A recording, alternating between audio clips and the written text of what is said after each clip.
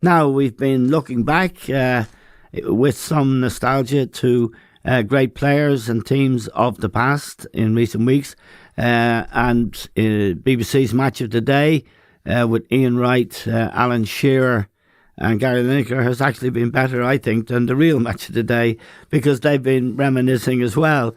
And to talk about some great players they played with in the past, we have two great players with glittering careers behind them. Liam Brady, of course, for Arsenal and Juventus and Inter Milan.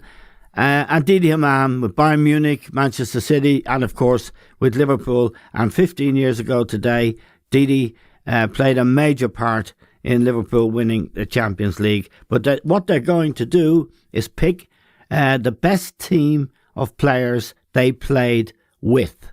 And it should be fascinating. Liam, good morning to you. Morning, Hamann. Now, Liam, we want to do this in team order. So, who's your goalkeeper and who are your two central defenders? Okay, I'm going to go Italian style team. I'm going to play with a sweeper, so I'll explain that as we go along. Pat Jennings is the goalkeeper. Right. Difficult decision between him and Dino Zoff. Wow. Both wonderful goalkeepers, both very calm, very assuring, very commanding of their area. Good communication with defenders, and both brilliant goalkeepers in the art of shot stopping and crosses and so forth. Right. But I've gone for Pat because I felt he was just a bit quicker in and around the box, coming out. He was very fast, as well as being all of the things I've mentioned. Yeah. And I've gone with Dave O'Leary as centre-back. Yeah. Played with him probably 6 years at Arsenal. He got into the team as a 17-year-old and never really left it. Very fast, very good in the air. Also very good at coming out with the ball from the back. And alongside him as my sweeper, I'm going to go for Gaetano Scirea. Played 72 times for Italy. Was part of the team that won the 1982 World Cup in Spain. He won 7 titles for Juventus. I played with him the 2 years I was there. Absolutely brilliant, Eamon. A bit like a midfield player playing sweeper. He come out with the ball. Yeah. He scored 20-odd goals playing for Juventus in Serie A. He was just a class act. How do you never got sent for an Italian. Never to get sent off tells you a lot. Okay. And I know you're a great fan of Franco Baresi, but Yes. Scirea kept him out of the Italian team until Baresi was about 27. So Yeah. I think it tells you not a player that people have raved about, but when you played with him, you could really appreciate how brilliant he was. Okay, that's a fascinating first three picks. Pat Jennings, Dave O'Leary and Scirea. Didi, good morning to you. Now, Didi, morning. Can I have your goalkeeper and your two central defenders, or are you going? You're not going Italian style, I take it. You're more adventurous. No, I'm not sweeping. No. We go all out attack. Yeah.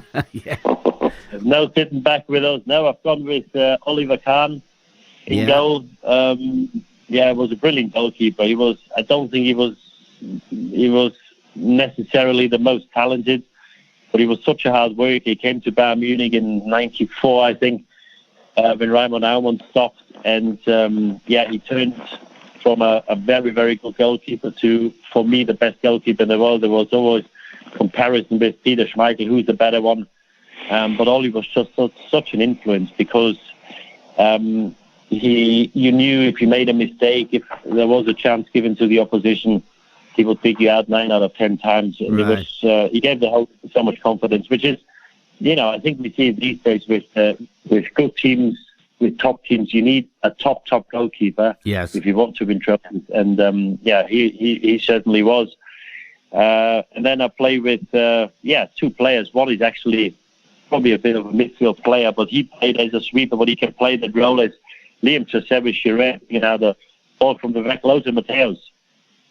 When I started playing, he came to the latter phases of his career, and he was playing at the back more, and sometimes he was playing with a centre half, because a lot of teams only played with one forward, so he could play the centre half, look after the forward, and he had more or less a free role. What a brilliant player. I had some bad injuries, cruciate ligament twice. He ruptured his Achilles, I think, twice, and he still played 150 times for Germany. Obviously, UEFA Cup winner, league winner of the Serie A in Inter Milan, World Cup winner 90 as the captain of Germany. He was just brilliant. He was so dynamic, and his mind, I think he was stronger than anybody else. He suffered so many setbacks. He always came back stronger. Brilliant player. Yeah, the complete package. And then next to Lothar, I've got one colleague from the Liverpool days in Sami Hyypiä. Oh, yeah. Sami came to the club for 2.6 million. They bought him from Willem II in Holland. Yeah. I think a few years before he was on trial at Newcastle, where they sent him away. And he came to us as a virtually unknown, but he probably turned into the best buy. Obviously, you've got a brilliant team at Liverpool now. I think he's been, over the last 2-3 decades, he's been the best buy of Liverpool. He was a star, played with him for 7 years. I think he ended up staying 10 or 11 years at Liverpool. Yes. Great in the air. He would give you 6-7 goals a season from set pieces. He was so good. Brilliant pass of the ball. Not the quickest, but he didn't need to, because he read the game so well. Sami was a brilliant player. Okay, and that's fascinating. At the end of this, I'm going to judge which team would have won. At the moment, okay, Liam, your two fullbacks, Liam. Well, I've gone for another marker and an attacking fullback game, and so I've gone for a lad called Pietro Verkerwood, who I played with in my second year. Is he a right back? Sampdoria. Yeah, right back. But I'm going to play O'Leary and Verkerwood as markers of the forwards, and Chiré is sweeping up behind them. Right. I'm going to go for a 4-4-3-3. But Verkerwood is principally the guy who's going to mark the best forward I'm up against. Maradona said he had muscles up to his eyelashes. He was a killer, Eamon, an absolute killer, but very, very quick. Very strong in the tackle. If you told him to mark somebody, he just did it. That was it, and he did it probably in a fairer way than, let's say, a Claudio Gentile. Yes. Gentile was another guy I played with who was a similar kind of makeup as a player. If you gave him a role to mark somebody, he would do it. But Verkerwood could do it with his strength and his pace and his tackling. He wouldn't necessarily, go out to harm players, and it's a testimony. I was just reading up on him. He played for Sampdoria most of his career, but at 37, he went to Juventus and played a year with Juventus, and they actually won the Champions League that year. Right. They beat Ajax on penalties in the final in '96. Did he play for? Did he play for Italy, Liam? Yeah, he played for Italy, but it was at a time when Sacchi was manager of Italy and preferred a lot of the Milan players he had been with, so the likes of Maldini, Baresi, Costa Corta. But Verkerwood, probably playing for Sampdoria, didn't help his international kind of appearances. But I was reading about him, catching up on him there, and he won one Scudetto with Sampdoria. He got to the final of the Champions League. They lost to Barcelona, and then at 37, he went to Juventus and won the Champions League. And all the guys are reading about Lineker, Maradona, Van Basten. They have him up there as their toughest opponent because he really did mark. Okay. And your the left other back? fullback is Antonio Cabrini. So three Italians out of four at the back.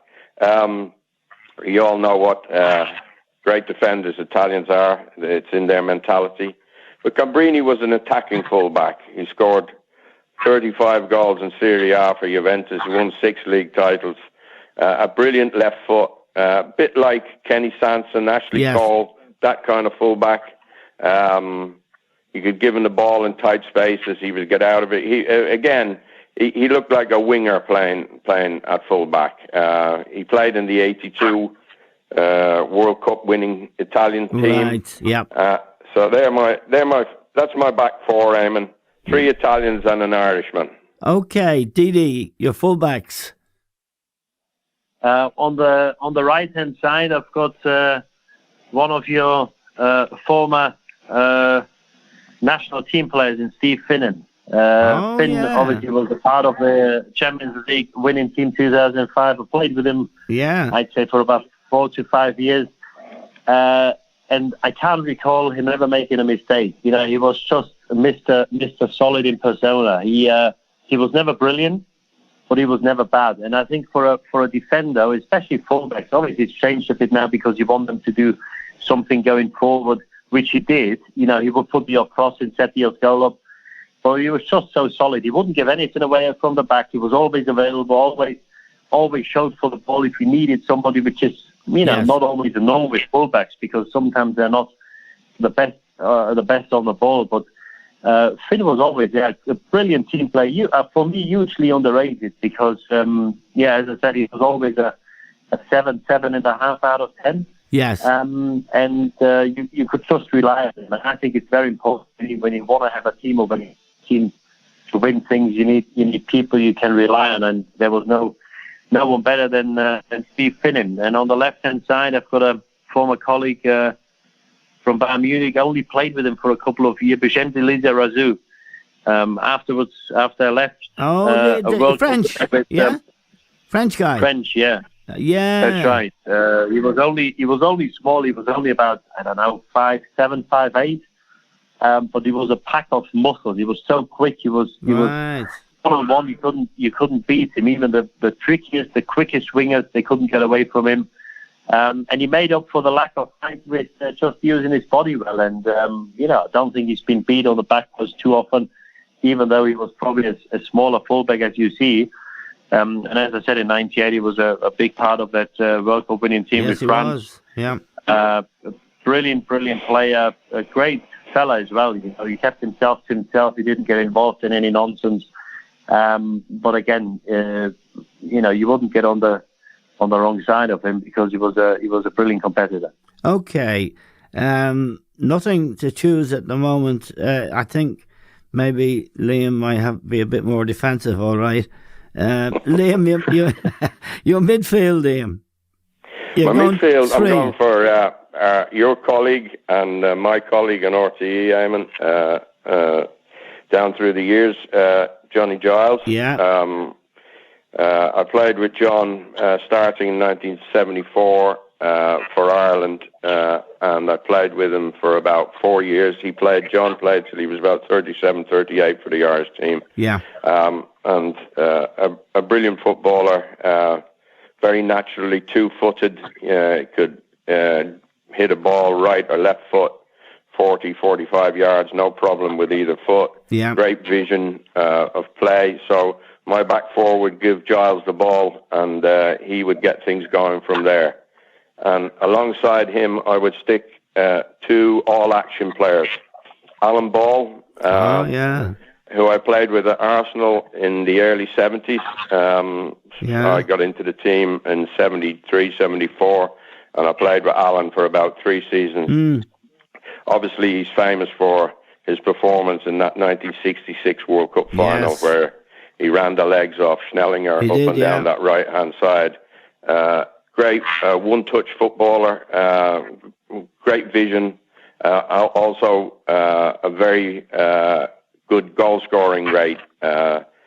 Would often pop up in the box and get steal goals and nick goals. Went on from Arsenal to Southampton, had a good career there as well. Probably not up there as regards winning trophies. I think he won a league at Everton and he got to the final of the FA Cup with Arsenal. Yeah, he was a character as well. I played against him when I was a youth team player. He played for Blackpool. That's where he started. That's right. He started off Blackpool, and went to Everton. Yeah. Played in a very brilliant Everton side with Harvey, Kendall and Ball as the midfield. He would be a bit like Billy Bremner was to Johnny Giles in my team. Okay. And alongside him, I would pick Marco Tardelli, who scored that brilliant second goal in the World Cup final against West Germany when he drilled it in with his left foot, and then one of the best celebrations of all time, wasn't it? But he was all action, scored a lot of goals from midfield. He was also very, very tough in the tackle. His nickname was Schizo because he was schizophrenic. And a really hard man in midfield as well. So that's my midfield, Eamon. Giles, Ball and Tardelli. Okay, and of course Marco scored a fantastic goal against Brazil in that quarter-final of that tournament as well. No, I'm going to put you right there, Eamon. Sorry. Rossi scored all 3 goals against Brazil that day. Okay. Didi, I think you can do better than that, Didi. Well, I'm not too sure, I think we can answer the question who's going to win the game because Liam's got a few more skippers. I wouldn't fancy playing against those. Well, he did spend 7 years in Italy. I know. Central midfield. The first one would be my colleague from Liverpool who came to the club when he was very young. I think he was only 2021, Xabi Alonso. Yes. Turned out to be one of the best central midfielders in his time. Obviously for Spain with Xavi Iniesta. It must have been a pleasure to play. But he was a brilliant pass. He was only 2021 at the time when he came and won the Champions League in his first season at Liverpool. And ended up being a European Championship winner, World Cup winner. Wonderful player. Just a brilliant read of the game. Again, not the quickest. But he was always 1 or 2 steps in his mind, and with his passing ability, probably the best passer I've seen. His right foot was a laser. Just a clever player, and you didn't need to say too much to him because you read the game so well, and he was just a natural. And as I said, he turned out to be one of the best central midfielders of his time. And next to him, I've got Thomas Hassler. World Cup winner 90, Germany plays for loan. Another small player, so physically we may not be the strongest. Liam probably knows him. He went to Rome, I think, after the World Cup 90. Played a few seasons there, and he was just a brilliant one-on-one player. He could beat the player in the middle of the park, something you don't really see these days, because it's a huge risk when you take people on in the middle of the park. But he had the ability, a small sense of gravity to beat players. A brilliant free taker. He was probably one of the first ones who hit the ball over the wall with topspin, so the ball comes down after it went over the wall. Had a brilliant career, and just I'd say a playmaker you probably haven't got anymore these days. Okay, so you've got one more. Are you playing 4-2-4, Didi? I'm playing, I'd say 4-4-1-1.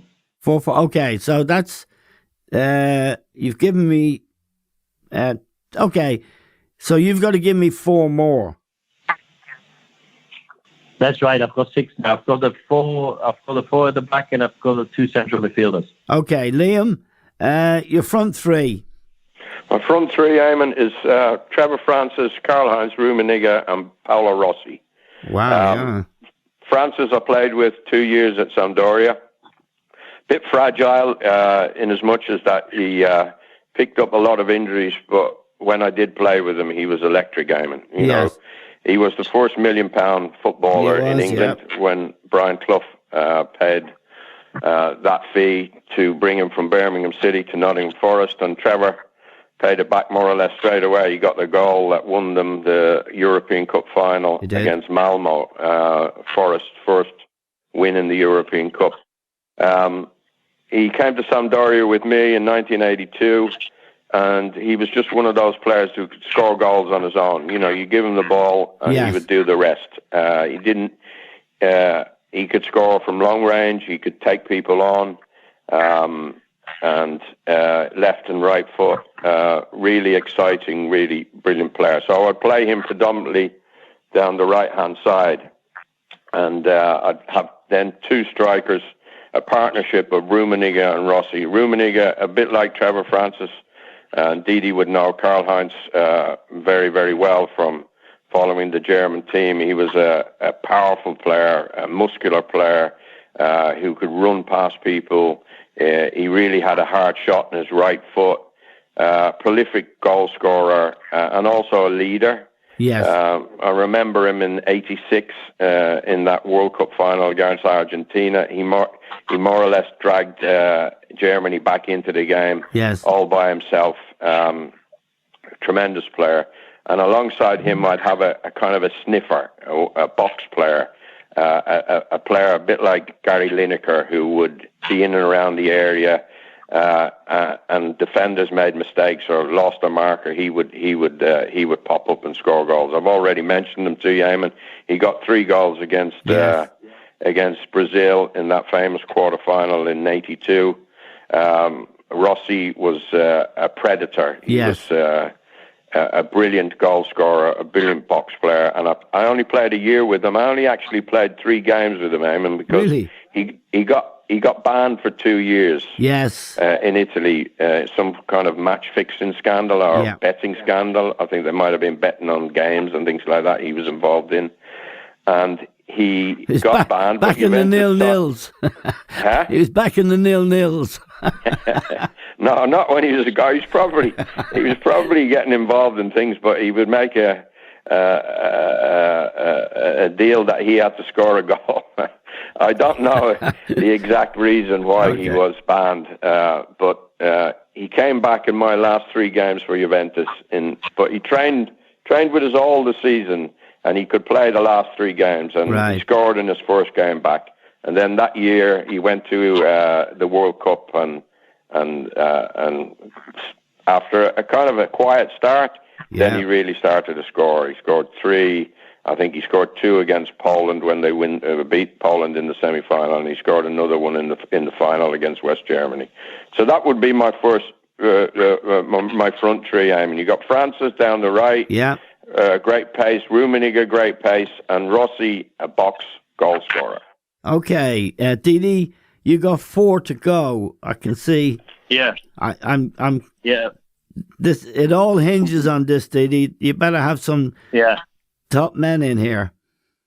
Yeah, I've got Steven Gerrard on the right-hand side. I always felt, obviously, as Andy, doesn't need any introduction. This year, when we did have that run in the Champions League, most games he played as a second forward on the right, because I always felt he's so powerful. He was so dynamic. You know, when he came at full speed, he was simply unstoppable. And I always felt that he's wasted when he has to do the defensive duties. So the less responsibility you give him defensively, I always felt the better he is.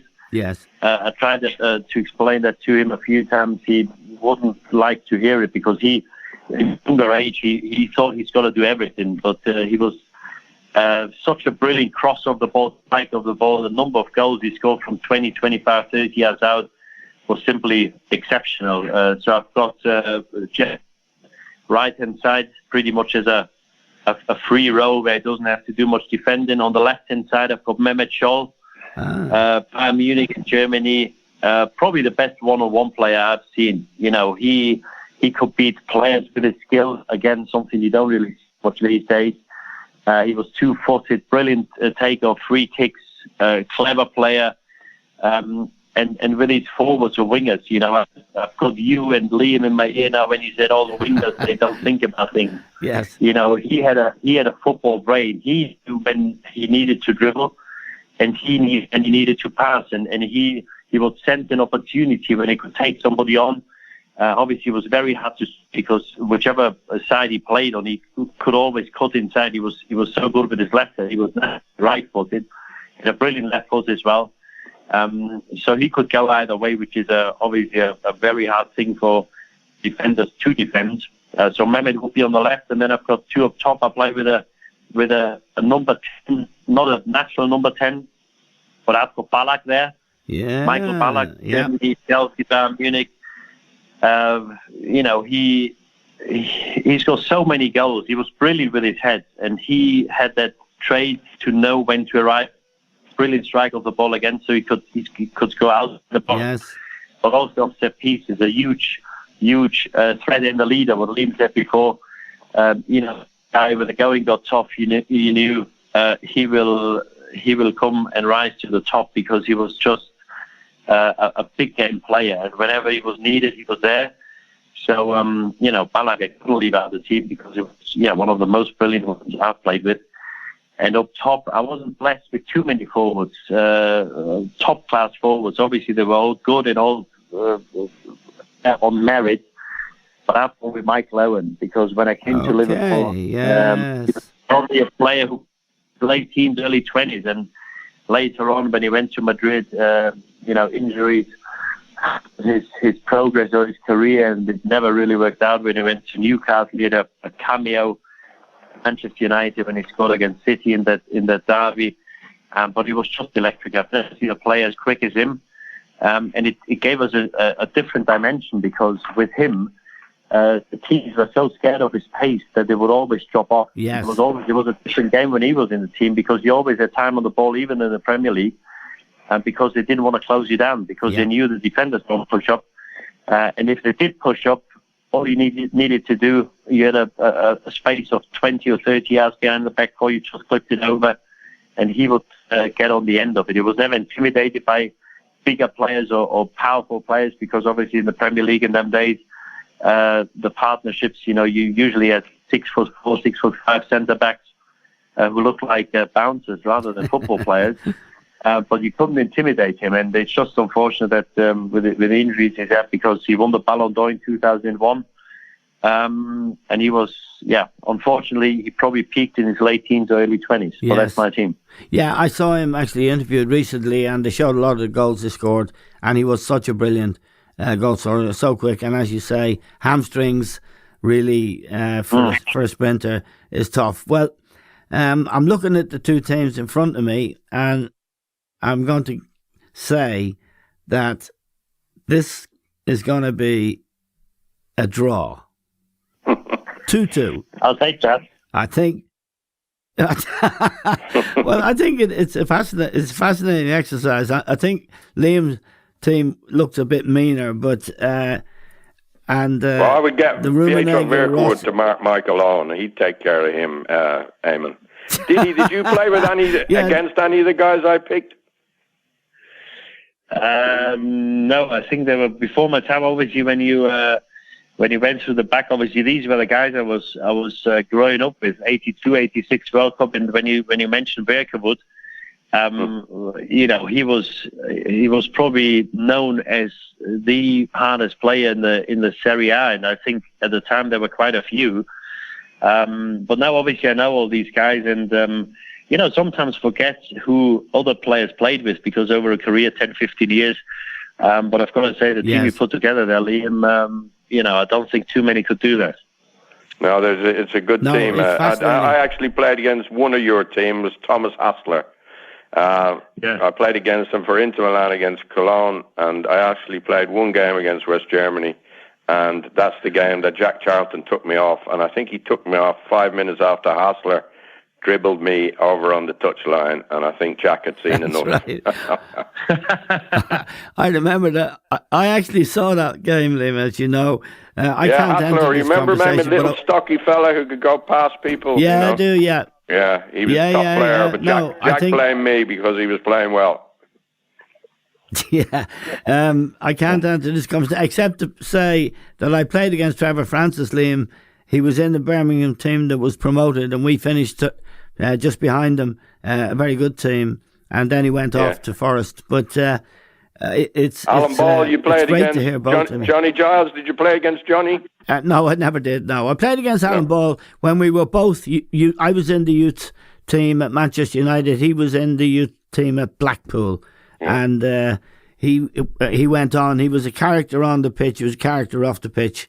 And sadly, he's no longer with us. He died some years ago. But I'm very grateful to you, Liam, and to Didi for taking the trouble to think this through and come up with two really fascinating teams, and also to revive memories of people like Xavi Alonso in particular, John Giles, we know, and just from your point of view, Liam, to confirm for anyone listening here in Ireland how great a player John was, and David O'Leary as well, you know, and to think that Jack kept him out for 3 years because we won't go back there. Didi, I'm grateful to you, and Liam, thank you both for joining us.